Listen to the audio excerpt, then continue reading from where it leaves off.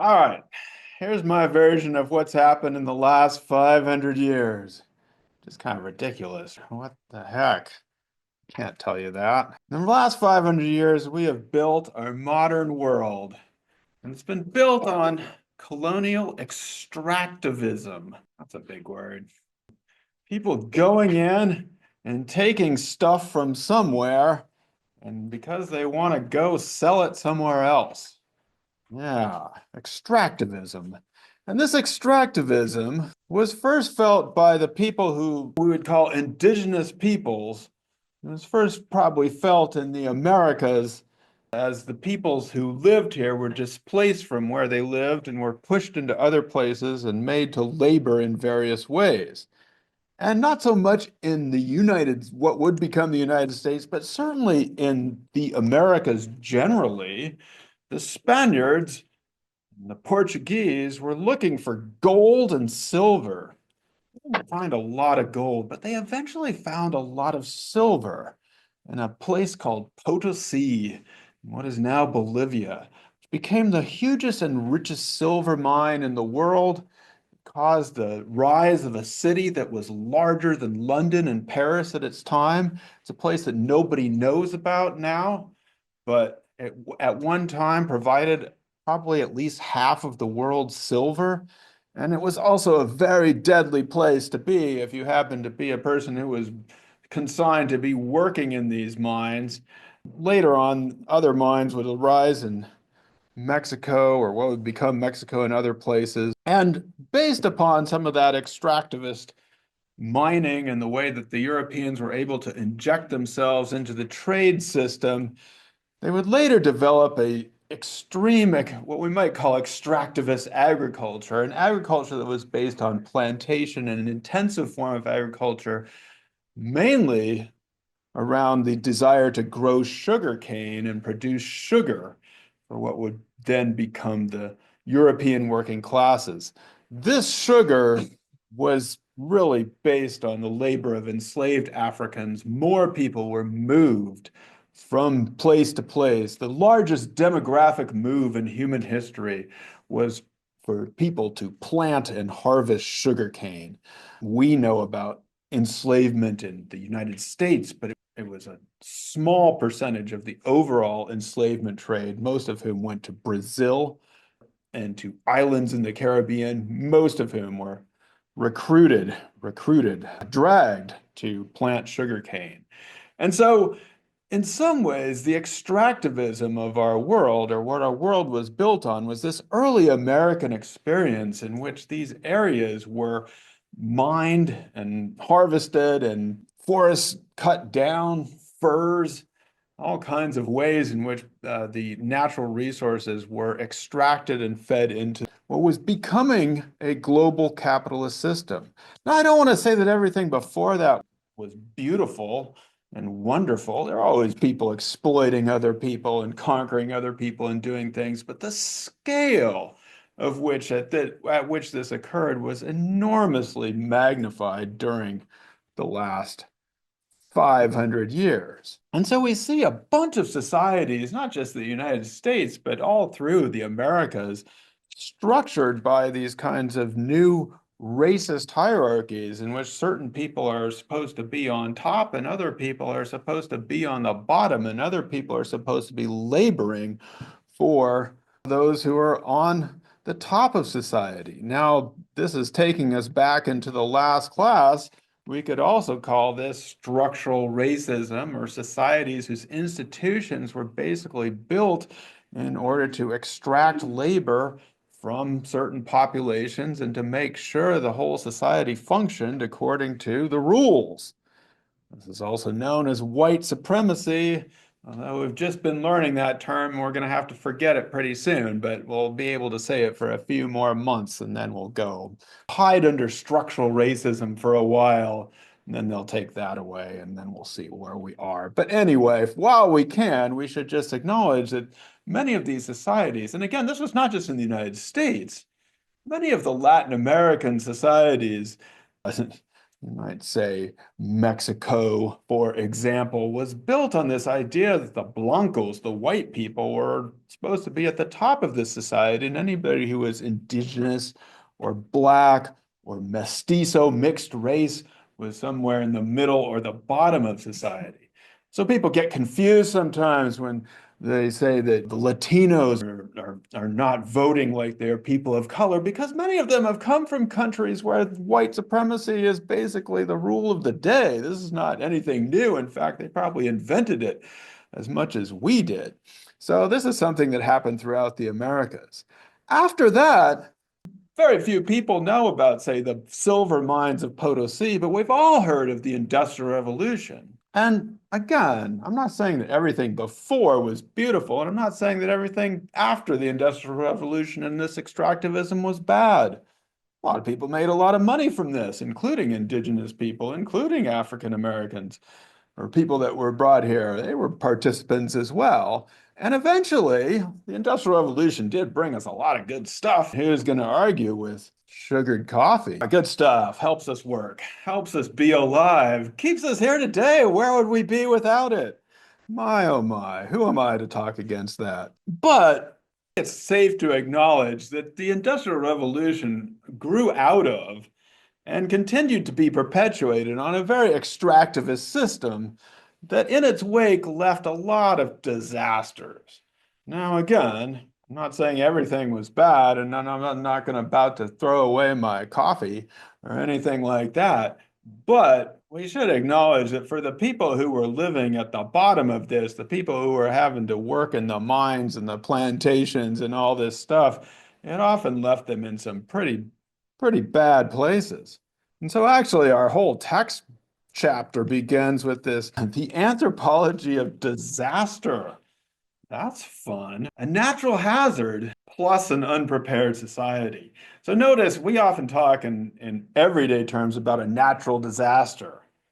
Oh, wow, we had a hurricane. It's a natural disaster. And it is true that when you have a whole bunch of rain drop on you from above and rivers are flooding, that is a disaster. But anthropology prefers to talk about, well, it's not going to be a disaster just because of the natural stuff. It's when you have that, plus your society is not prepared for that. You haven't built your society in a sustainable way, or you're using things that you didn't know was coming, or you didn't take precautions. And so that's when these things happen. And sometimes you can look at places, look at a map where, say, an earthquake has occurred, and the places that have been structurally built in order to withstand earthquakes, in general, the wealthier areas of a town will be fine. And then you go to the poor areas of town and it's complete devastation. So it's not simply that it is a natural disaster, it is a natural hazard plus an unprepared society. And so our textbook tells us that there was a time when disaster anthropology was born, which is to say that people that studied these kinds of things, these kinds of not just events, but those things that would occur when people were experienced a hazard that create significant human harms. So this is now considered a subfield in anthropology. It's something that anthropologists might dedicate themselves to, disaster anthropology, studying these processes that precede, studying the process that precedes, unfolds during, and follows a hazard that creates significant human harms. Like I left a few words out of that, but you get the point. I was thinking about this, and for me, I think that in some ways, yeah, that's true. But anybody who studies anthropology since it was born has basically been doing disaster anthropology. Because for most of the peoples that anthropologists have studied in the last 200 years, they were in the societies, either indigenous or working in the mines or working on these plantations. And so they'd already been experienced these kinds of disasters. They'd already had a disastrous experience with colonialism. And so anthropology itself, we should probably rename the whole thing disaster anthropology, because that's what people were studying, was the significant human harms that had been done from one population to another. I used to end my intro class with this quote. I haven't pulled it out since 2016, but since it's 2024, maybe I should pull this quote out again. It's actually probably the one quote I understand from this book, called Anthropology with an Attitude by Johannes Fabian, who says that anthropology wasn't so much the science of human nature as much as it was as the study of the damage done by one part of mankind to another. Anthropology inherited a whole field of study in which one part of mankind had done a huge amount of damage to another and thereby to all of humanity. Again, I'm not trying to say that everything was beautiful before that, but it certainly exacerbated the scale of what was going on. So, we ended up in the last, say, 100 years, 50 years, with a series of assumptions, modern assumptions about how the world is, works, should be. One of those assumptions is that the indigenous people were already all dead and gone, or if they weren't gone, they'd be disappearing soon. And so we didn't have to worry about those indigenous people because they weren't there anymore. So that didn't matter to us. And that in some ways, or that everybody should now follow the path of industrialization. If you want to be cool, you need to modernize and industrialize and be like us, because we have the most efficient techniques, the best tractors, the best coffee, the best agriculture, the best factories. And if you're doing anything else, then you were probably either dumb or just not using your land efficiently. And so these are probably the assumptions that up and through at least the 1950s, for the most part, is the idea that, hey, we all need to get on board with the modern world here. We have the people who know what they're doing and the people that don't know what they're doing, and we need to get with the people who know what's going on. So there were three myths which your textbook elaborates about other people. I'll put them in the order in which I think they appeared. The first myth was the idea that the indigenous peoples were basically in perfect harmony with nature, what we call the idea of the ecological noble savage. And so this is a romanticized version of what it means to be an indigenous person. And the idea is that all the indigenous people are all loving nature and they're all in perfect harmony with their environment. And it's in some ways the modern world which has disrupted that harmony. Now, this actually sounds nice. It sounds like a nice thing to say because it actually is the opposite of the assumption that everything is better with industrialization and is yearning for that lost innocence that we thought we have.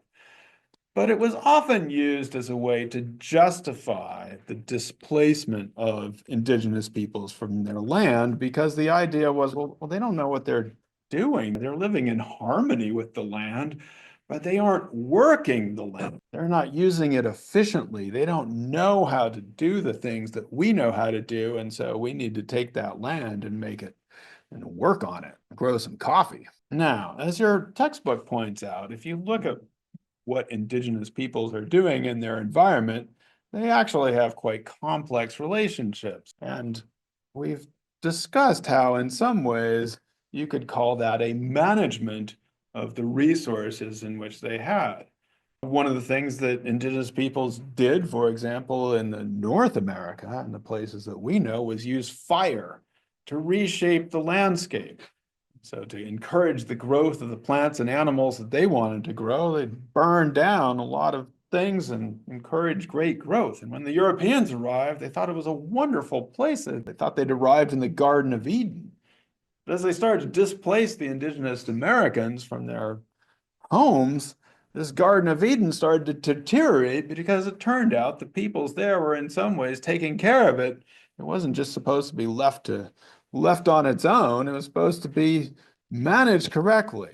Management is though, people have criticized the word management because it simply suggests that they are doing the same things as a manager for a company or something like that. What it really means is most indigenous peoples are very involved with their environment. They do not see themselves necessarily as differentiated from it as humans over nature. They live in involvement with it. That's not to say that everything is entirely harmonious all the time, but it is an attitude of engagement and involvement with the environment.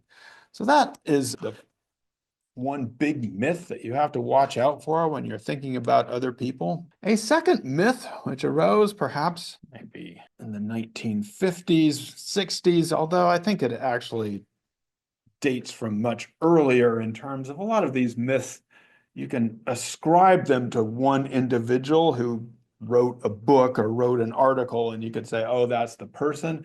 But actually, these myths live in our collective consciousness.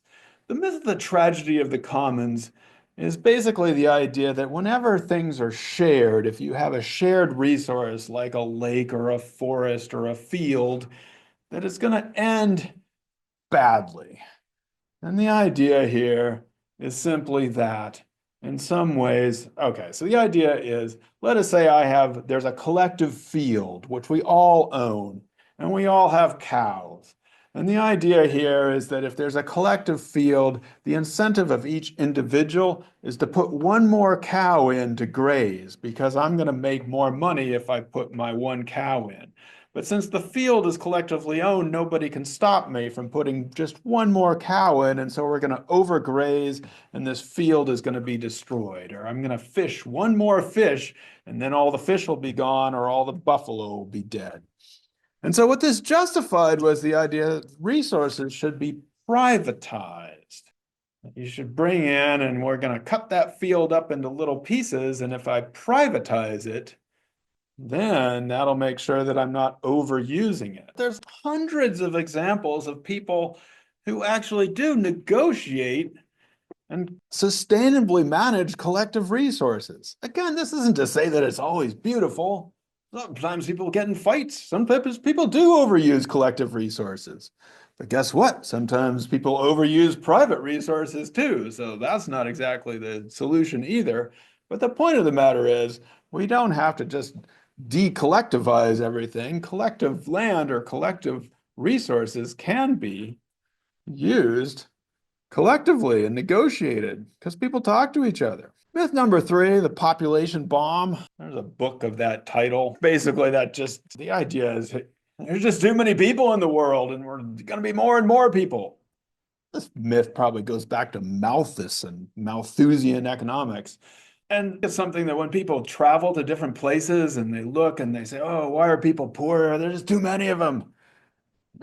Give them some birth control, man. They're too many. They're just overproducing, overpopulating, overrunning us. And the thing is that obviously we do need to be concerned about population and our resources, but in many different places, people have developed sustainable balances between their resources and their population. It is not inevitable the population is just going to cruise way high. In fact, it looks like if we think about when the population actually began to increase as much as it is today, it is only after the Industrial Revolution, after all these things. Again, I'm not saying I want to go back to pre-industrial times, but it's not true that people are simply going to outstrip or outdo their resources. And so this myth also justified some pretty mean things like forced sterilization and the kinds of stuff that we talked about last class, and the idea of eugenics, where you try and make sure certain people weren't having babies because there's too many of them. These are the things that structured our modern world and our modern thinking. There are some surprises that have happened in the last, let's say 50 years or so. Surprise number 1 is that industrialization itself brings its own disasters. A lot of these things were first visited on indigenous lands and the remains of plantations, but you can go to other places other cities in the United States, and you can see some of the after effects of industrialization. Our textbook brings up the example of the environmental injustices in certain areas of the city. These are often concentrated in poor or African American neighborhoods, which become dumping grounds for industrial waste, and after that become areas of higher rates of cancer and other diseases. And that's simply a fact of how our society has been organized. And so in terms of the surprise number one, which is that modern industrialization brings these kinds of, we might say, local ecological disasters. What we now know is that industrialization overall seems to bring about a global hazard, which we know of now or experiencing as climate change. So that was surprise number one. Surprise number two is that those people that we said were so stupid and inefficient and were going to use up all their resources, it turns out that if we look at them, a lot of the times they might have been doing some smart stuff. And then they might have been doing some sufficient, sustainable things. And that our own agricultural practices, for example, which are often built on fossil fuel economies and fertile and chemical fertilizers, are not as long-term sustainable as a lot of the practices that the people had in these areas from before. So your book gives us a few examples of different ways that you can build structures and make them more hurricane-proof, for example. But a lot of this is stuff that anthropologists were saying is, hey, these people that are traditional are not necessarily all stupid. In fact, they might know what's going on better than we do. The third surprise, I think it's surprising for a lot of the people in our country, as well as people in other Latin American countries, is that there's been a lot of resilience. Now, I'm not saying that it's been wonderful for indigenous peoples, but there are a lot of indigenous peoples who are still here and are actually, in some ways, wanting or taking more control over their destiny than they have in the past. And so this is happening in the United States, but it's happening in many places in Latin America as well. Places that didn't think of themselves as having an indigenous population are suddenly discovering that they do and that they are resilient. And so, given our assumptions and given these surprises, we turn now to the things that our text recommends that we do, or at least think about. So there's a few different things here that they talk about. One of them is the idea of indigenous sovereignty. Now, sovereignty is a big word, but it basically means being able to be independent, to have autonomy, to have control over your own destiny or your own life. Indigenous sovereignty. I think this is from the Navajo Nation in the Southwest, but it could be applied to other places as well. There was an instance in which people from the indigenous community and non-indigenous people who traveled to this place were getting together around issues of water and whether a pipeline should be built through that area. And we're seeing more of this in terms of how people are recognizing the harm that has been done to indigenous communities and how these communities might be able to move forward. I mentioned that for the first time, a president visited and officially apologized for the boarding schools, the treatment of indigenous children in boarding schools, and they were ripped from their society and their culture.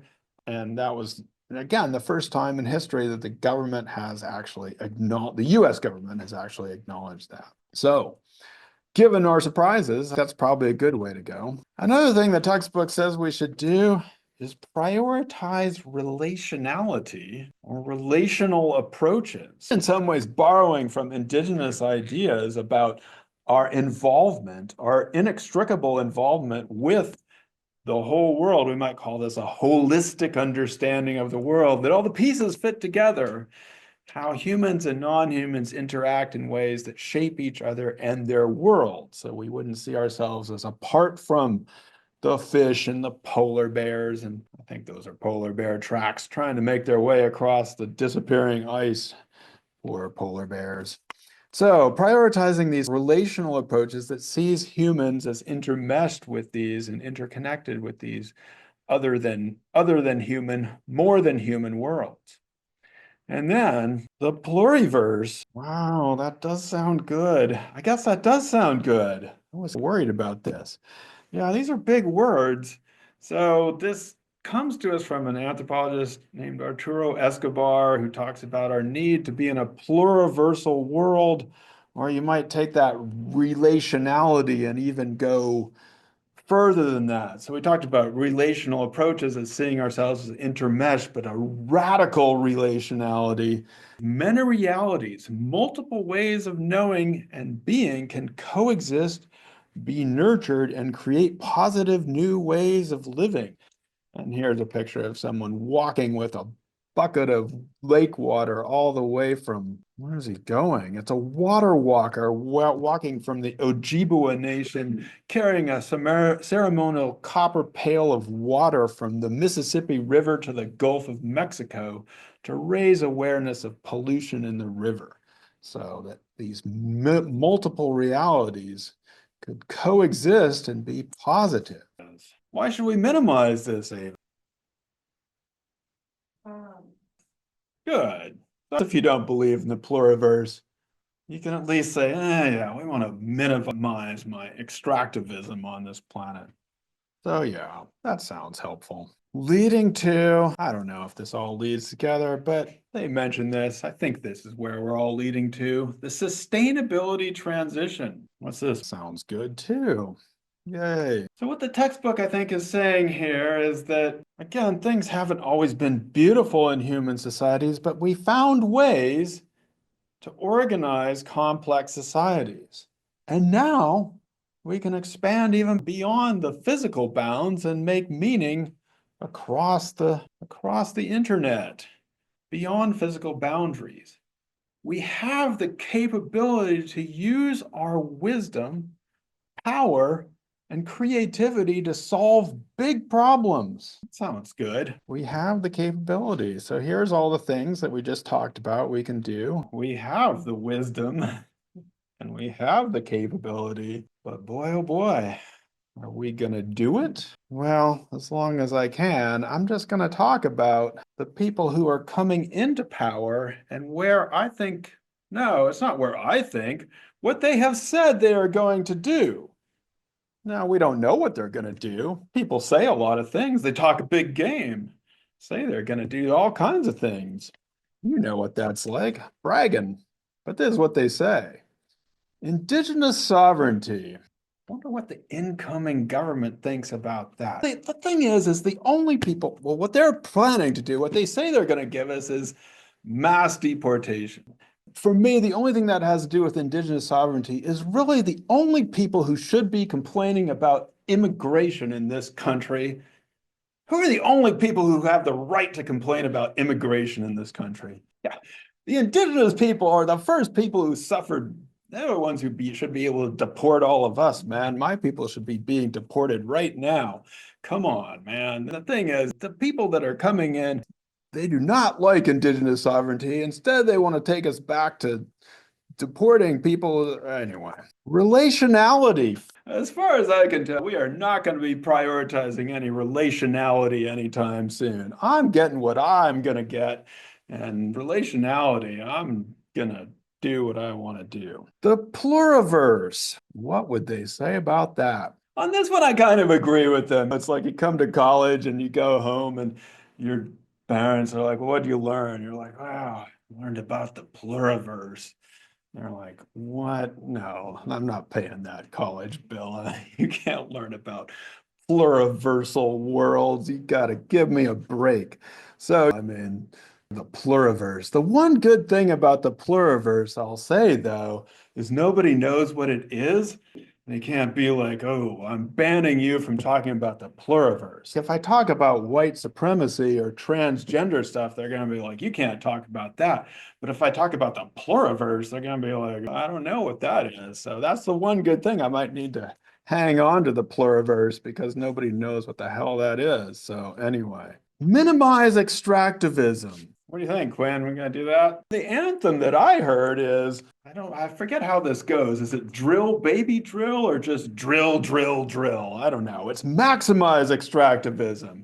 And especially on indigenous lands and national parks, that's where they want to drill all this stuff.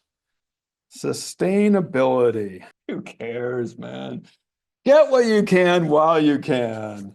The next generations will take care of themselves. We don't need to be sustainable. That's baloney. What is the most single thing, important thing we can do? Be prepared. Get prepared, man. This may all be hyperbole. And 3 months from now, you can come back and say, I didn't need to do all that shit, man. You didn't need to advise me to do that. But you know what? Just get prepared. Make sure you have all your documents in order. Make sure you got a little extra stuff for yourself.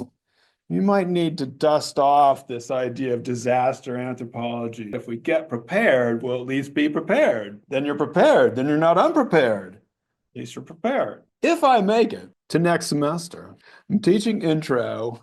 I'm teaching 2 other courses. This is my way of getting prepared.